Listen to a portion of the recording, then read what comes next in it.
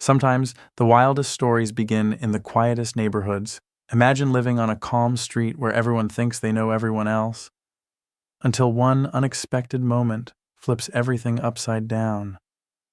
That's exactly what happened on the morning Dwayne "The Rock" Johnson, movie star, entrepreneur, and one of the most recognizable faces on the planet, decided to stop by his newly purchased Los Angeles home without telling anyone.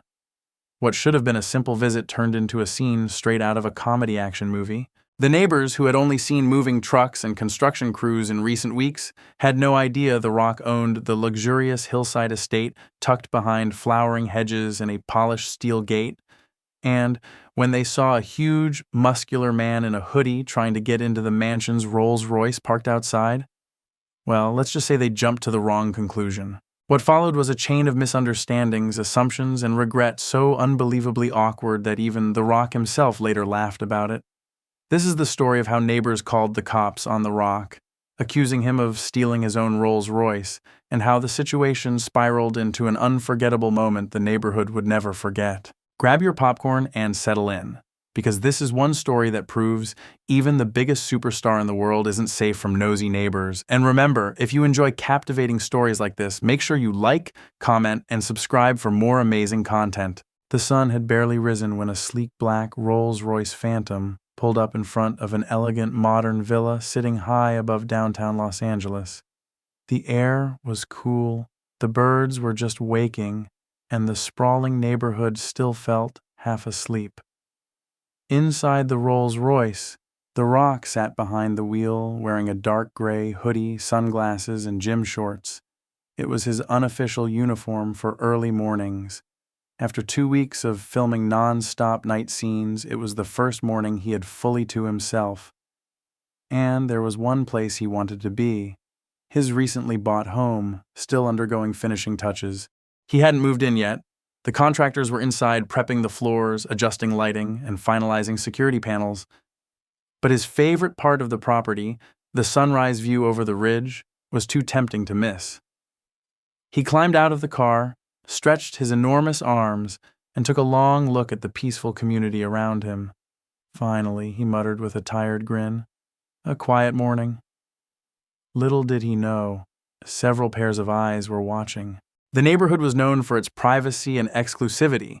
Residents normally kept to themselves, but they noticed everything, especially anything involving expensive cars.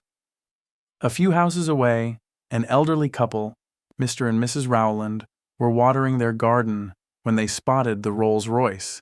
They knew the previous owner, a retired CEO, had sold the home, but they hadn't seen the new buyer yet. Mrs. Rowland narrowed her eyes. "Harold, do you know who that is?" Her husband squinted, adjusting his glasses. "Big fellow? Looks suspicious. Why is he wearing a hoodie on such a warm morning?" They watched as The Rock tugged on the property gate, realized it was locked, and walked around to the side to try the secondary keypad. "Oh dear," Mrs. Rowland gasped. "He's trying to break in." Harold's eyes widened. "And into a Rolls-Royce, too. That must belong to the new homeowner." Unbeknownst to them, The Rock had the security code, but the system wasn't recognizing it because the electricity in the front panel had been cut earlier for maintenance. He removed his sunglasses, leaned down to inspect the panel, and tapped in the numbers again. From a distance to the Rowlands, it looked like a man trying desperately to break into the car. Mrs. Rowland clutched her chest. "Harold, call the police. Someone's stealing that car." And that was it. The call was made. Meanwhile, The Rock was becoming mildly annoyed, not angry, just confused. The contractor had assured him the keypad was active. He tried the backup key fob. Nothing. He even tried entering a different access code. Still nothing. "Man, I just want to see the sunrise," he sighed. He finally decided to manually open the driver's door, grab a small toolbox from the trunk, and take a look at the wiring panel. If there was a loose connector, he could spot it. But to anyone watching from across the street, the image was clear. A large, intimidating man rummaging through a Rolls-Royce, hood up, hands inside panels, shifting around the dashboard. A neighbor jogging by slowed down, eyes fixed. Another paused on their porch. Someone across the street started recording on their phone. The Rowlands weren't the only ones assuming the worst. 10 minutes later, 2 LAPD patrol cars rolled around the corner silently, lights off, approaching slowly like they were responding to a delicate situation. Inside the Rolls-Royce trunk, the Rock was bent over, checking wiring and muttering, "Come on, buddy, don't fail me now." He had earphones in, noise-canceling ones. He didn't hear the approaching officers, he didn't hear their doors open, and he definitely didn't hear the first officer cautiously call out, "Sir, step away from the vehicle." When he didn't respond, both officers tensed. "Sir, step away from the vehicle immediately." The Rock straightened up, unaware, grabbed a cloth, and wiped his hands. Then he reached back into the trunk. The officers exchanged looks, hands hovering near their holsters, not drawing them, but ready. Finally, the second officer raised his voice. "Sir, hands where we can see them. Now." The Rock froze. Slowly he stood up, turned around, and pulled out one earbud. Morning, he said. Both officers blinked. One whispered, "No way." The other stared. "Is that—" "Yep," the first officer breathed. "That's the Rock." For a moment, the whole street fell into stunned silence. The jogger on the sidewalk gasped. The lady recording the scene nearly dropped her phone. From behind their window, the Rowlands went pale. "Harold," Mrs. Rowland whispered, "did we just call the police?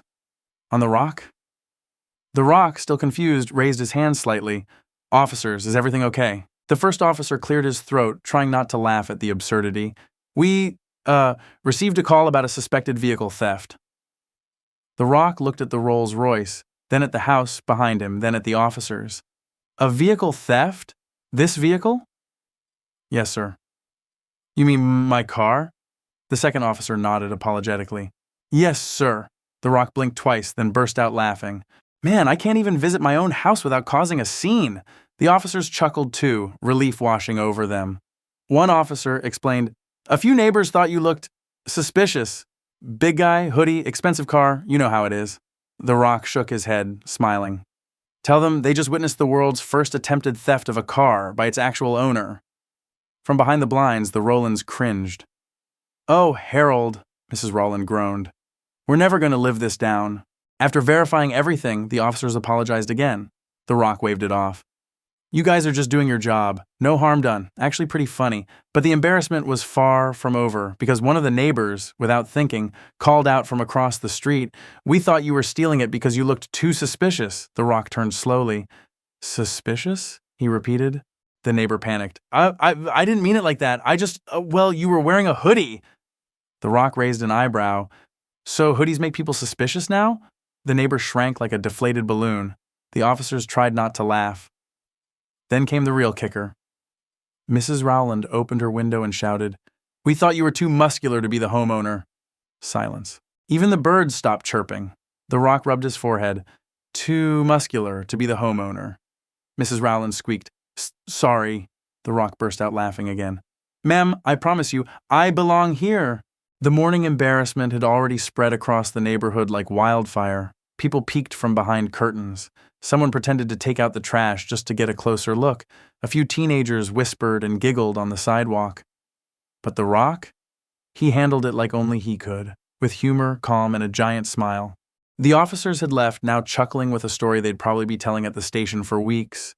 The neighbors were mortified, and the Rock was finally ready to see the sunrise he came for. He walked to the edge of his driveway, breathed in the cool morning air, and leaned on the Rolls-Royce, shaking his head. "Only me," he muttered. "Only me." But the neighborhood wasn't done with him yet. As he finally stepped through the now unlocked gate, one of the contractors inside had fixed the malfunction moments after the police left. He heard small, hesitant footsteps behind him. He turned. Standing there in a fluffy robe and slippers was Mrs. Rowland, the very neighbor who had enthusiastically reported him. Her husband trailed behind, holding a plate covered in foil like a peace offering. Mr. Johnson, you can call me Dwayne," he said, smiling warmly. "Everything okay?" She flushed pink. "We just wanted to apologize properly. We feel terrible. We really thought that I was stealing my own car," he finished her sentence with a playful smile. Mrs. Rowland covered her face. "Oh dear." Her husband stepped forward, gently nudging her aside. "We brought muffins. Banana nut. Store-bought, but still warm." The Rock laughed. "Well, homemade or not, that's the nicest apology I've ever gotten for a police misunderstanding." He took the plate, bowed dramatically like a Michelin star chef, and said, "Apology accepted." Their shoulders relaxed instantly, but then came the unexpected part. "Dwayne," Mrs. Rollins said softly, "you're welcome here, truly. We're not always so jumpy. It's just, when you've lived here 35 years, you get used to knowing every face." He nodded. "I get it, but now you know mine." They smiled and walked away, but the story wasn't quite over. Later that afternoon, more neighbors began to appear. First came the jogger who'd slowed down and stared earlier. Then the lady who recorded everything and nearly dropped her phone. Then two teens who'd secretly been live streaming the whole thing to their group chat. One by one, they approached his gate. Some brought gifts, some brought awkward apologies, some just wanted to be sure everything was cool. And it was. The Rock stood by the open gate, greeting each person with patience and humor. "No hard feelings at all," he reassured one neighbor. "I promise I'm not a Rolex thief," he joked to another. "Next time I'm in a hoodie, I'll wave," he said to the teens. All of them left laughing. Word spread quickly. The new guy wasn't just a superstar. He was kind, chill, and surprisingly down to earth. Still, the day wasn't done surprising him. Around 4 p.m., the contractors finished early and packed up their tools. The house was quiet. The Rock sat in the living room on a piece of covered furniture, looking out at the city below. Boxes were yet to be unpacked. The sound system wasn't set up, and the house still smelled faintly of new paint. He liked it already. Suddenly he heard voices outside, excited, chatting fast, trying to whisper, but failing miserably. Then, a knock. He opened the door, and standing there was half the neighborhood, at least 15 people, holding trays, dishes, plates, bowls, a random mix of casseroles, baked goods, fruit salads, and one questionable tuna-strawberry experiment from a very confident neighbor named Beatrice. The Rock blinked. "What's all this?" A man stepped forward. "A welcome party, since we, didn't exactly greet you properly this morning." "It's the least we could do," Mrs. Rowland added from the front. The Rock's smile widened. "You guys didn't have to do all this." But they insisted, loudly, cheerfully, and almost aggressively. Before he knew it, they had placed all the food on his kitchen counter and started arranging a spontaneous neighborhood gathering in his half-empty living room. Someone connected a portable speaker. Someone else set up paper plates. The teens asked if they could take selfies. Within minutes, the once quiet, empty home was filled with laughter. And for the first time, the house felt alive. At one point, Mrs. Rowland approached him again with a cup of lemonade. "You know," she said, "you're the first celebrity who's ever lived on this street. We honestly didn't know what to expect." The Rock took a sip and chuckled. "I didn't expect to be introduced to everyone via a police call." She laughed. You'll forgive us?" "Already did."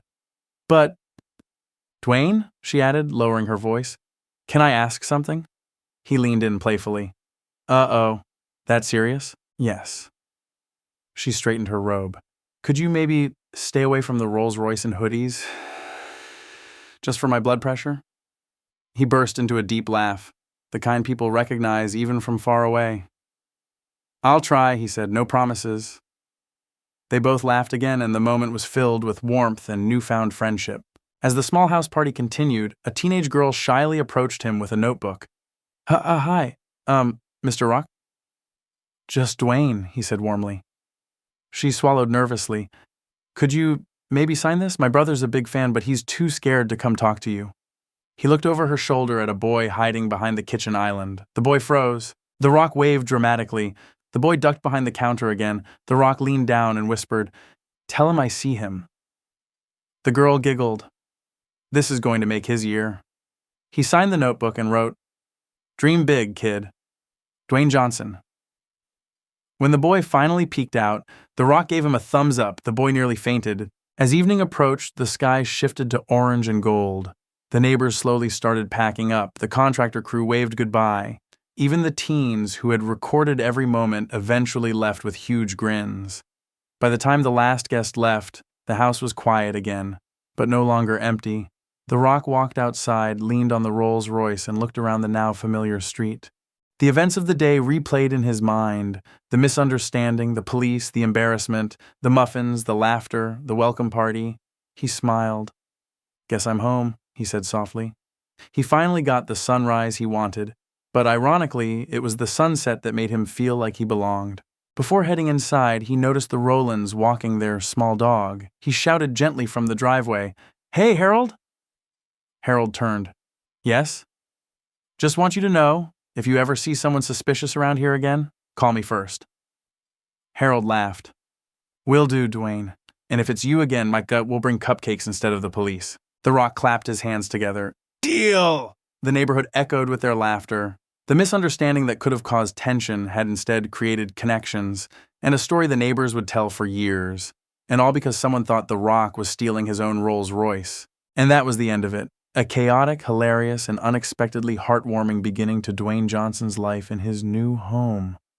A reminder that sometimes the strangest moments bring people closer, and sometimes calling the cops on your new neighbor becomes the best accidental introduction ever.